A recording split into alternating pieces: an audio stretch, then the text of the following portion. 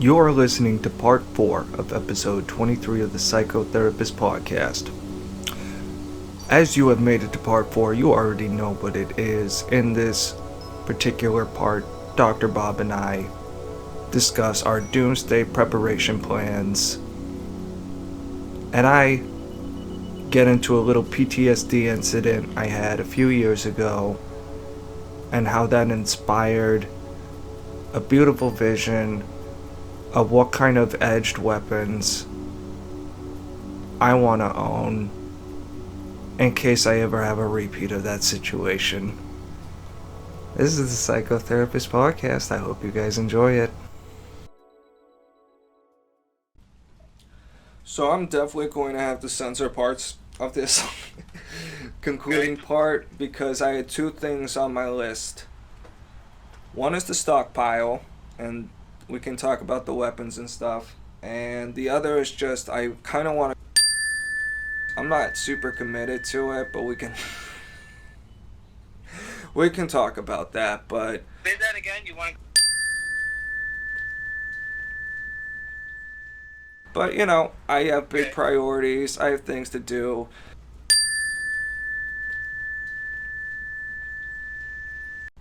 Right. So let's get down to it. Let's talk about that. Well, I feel like we can definitely talk about that, but I feel like the stockpile is honestly a more realistic fucking goal for me. Okay. So would you want to just brainstorm that real quick and then finish up with... Yeah, when you use the word stockpile, I'm not sure there's a better description of that, but you're talking about more about preparation, being ready for certain events. It's well established now that we as human beings are not able to take care of ourselves, so that when a major disaster occurs, we look to the government. And if they're not there to help, or they're not able to help, then we're up shit's creek without a paddle, so to speak. And you're talking about independently yourself doing some things to make sure that you're prepared and ready for whatever may befall us, correct? Correct, and I'm really glad you said what you said about people's self-reliance, because as a quick digression, on the Bumble BFF mode, I got a random message from a dude who, sent me, he copied my political compass, my photo, and sent it to me basically, and I was like, LOL, did you just copy and paste mine? And he's like, no, I'm the black dot in the far bottom left corner, and it'll probably be better with a visual on the screen, but it kind of blew my mind, because it basically, what he was saying was, he was as far left and as far as much of an anarchist, so not a authoritarian communist, a anarchist where he didn't want a state, but super left. And he sent me this quote from this philosopher, and I'm really pissed I didn't take a screen, because I thought it was a beautiful quote about self-accountability and all these principles that I think are really good. But I'm like, okay, if this is what super left libertarianism is about, and I'm not saying it is, this is just my perspective as it stands now, but if it's a 100% society is wrapped in self-reliance, I think that is having way too high of a expectation of humanity. I think it has too rosy a view of humanity, where I think there are individuals that can fulfill that philosophy and they are really awesome for it. Mm-hmm. But a lot of people are dumb, a lot of people are cowards, a lot of people just want to be led, or not take responsibility for anything, or just be lazy. And you know what? Maybe the world would be better off if there was just no government and we didn't keep those people just, dug their own graves, let's say. But that's just not how I think you could structure a functional society. I really don't. I agree. And when the government basically takes care of people and gives them everything, and people who criticize that are accused of being racist or whatever, they're really missing the point. I mean, if you take somebody, I was fortunate enough to grow up in a household where I was a second generation,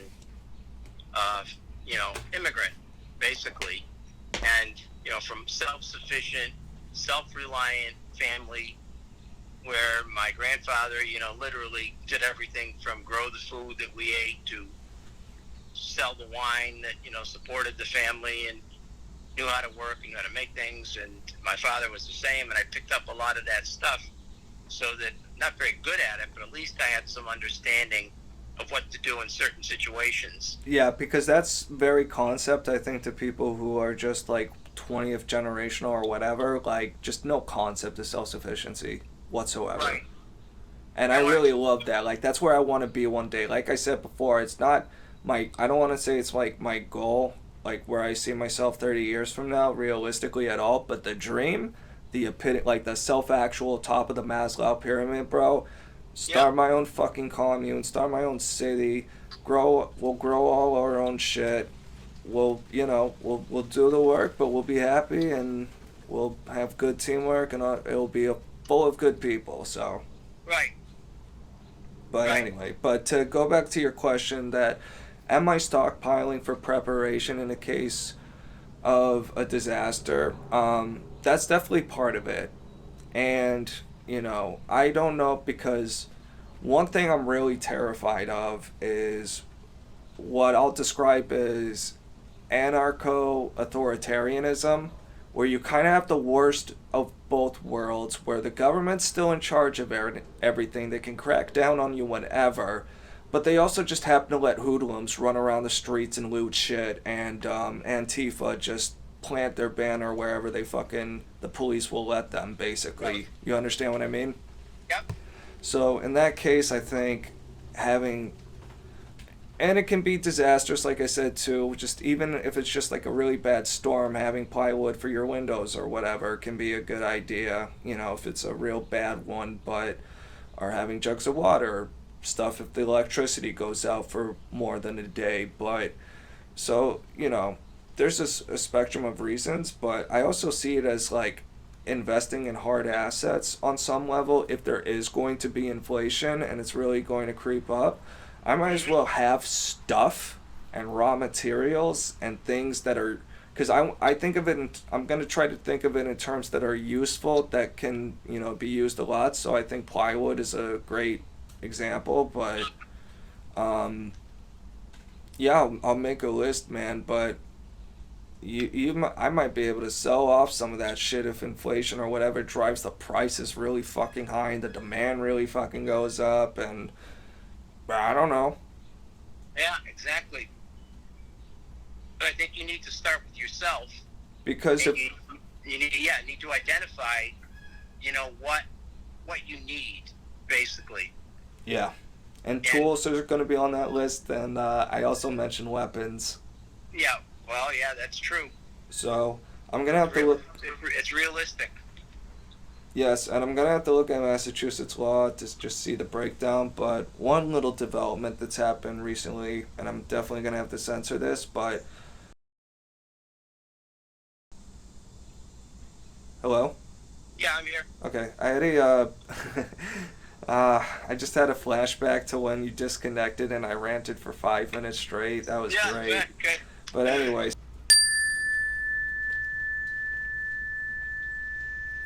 I'm not worried about ending up in some crack house with some dude like waving a pistol in my face, like, "Oh, do you think there's one in the chamber? Do you think there's one in the chamber?" Right, exactly. Because that's my nightmare. Yeah.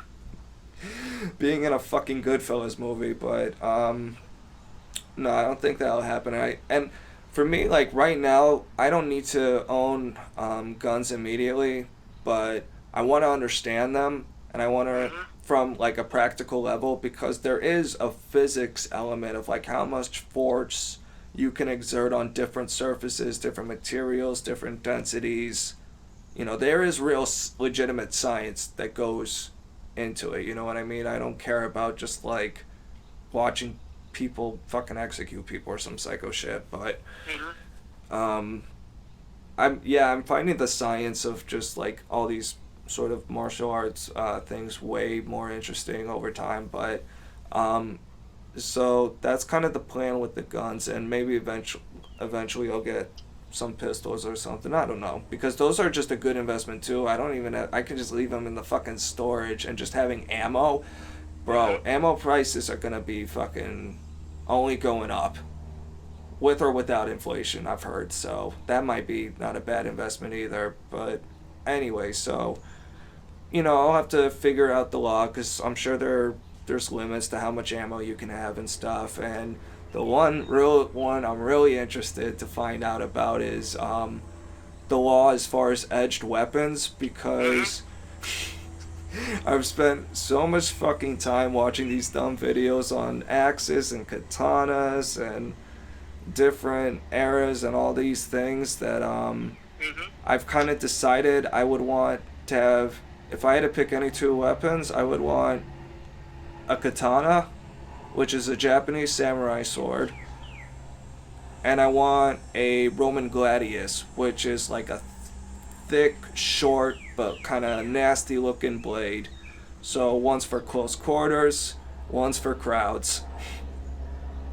I would personally go for the automatic weapon. I do too, but I want a backup, because bullets can run out. And I also think as a deterrent, I just think it would be fucking hilarious, because I had a really bad experience once where I kind of cut a dude off.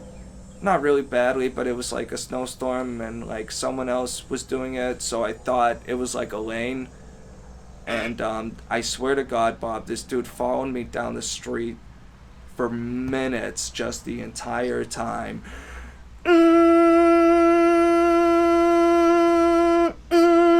Beeping. Like, I felt so threatened, Bob, that I just...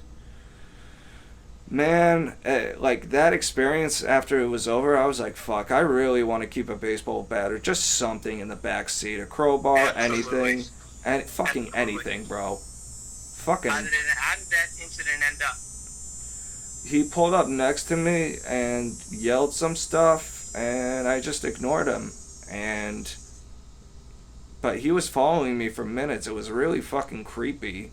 And I was like, because the first minute I'm like, okay, I get it. You're an asshole. You're a psycho. Whatever. And then it's just all the way down the fucking street. It's like, dude, are you fucking serious? Like, are you a... Right.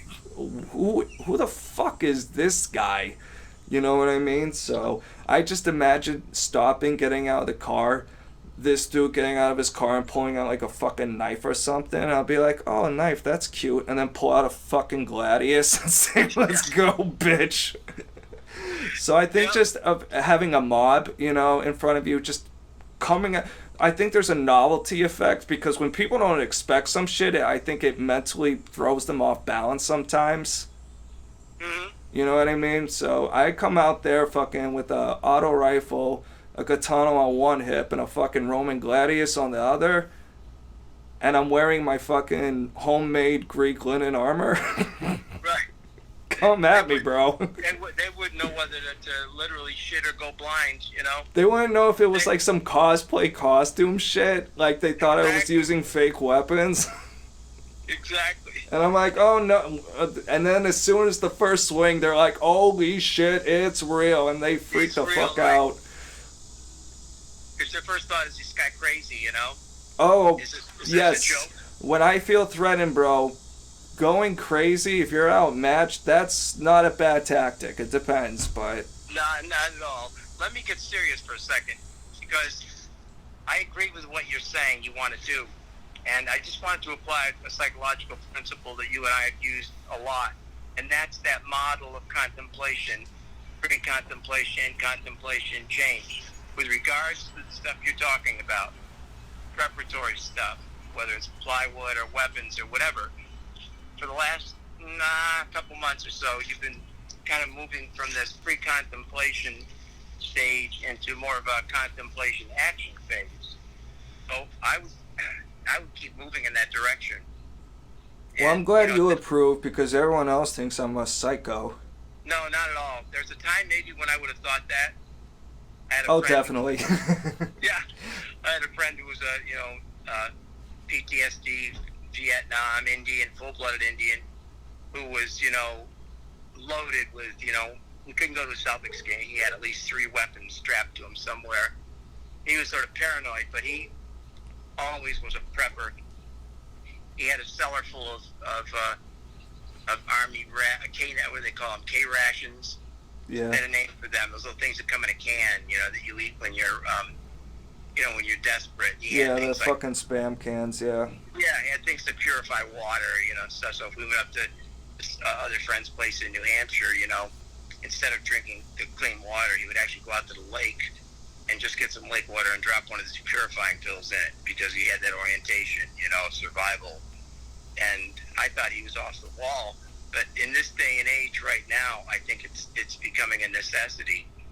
And you just have to sort of put the steps together now. What's your next step, And what's the priority? First of all, think about what can you access most readily. Well, you can go and buy plywood. That's not a problem. But to get a gun license, you have to sign up for a course and do it the right way. Yep. But I wouldn't waste time. I would do it. Yeah. And make it happen.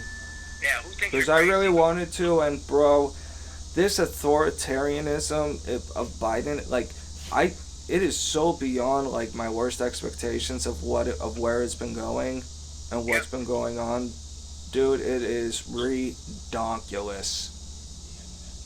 Who thinks you're crazy? Everyone. No. Family? No. All the voices in my head, Bob. They're all conspiring. Okay. No. Here's a voice from the outside saying, I think you're on the right track here. Your thinking is on the right track here. And I'm being interrupted now, so hold on. You're just getting water. Okay. Sorry.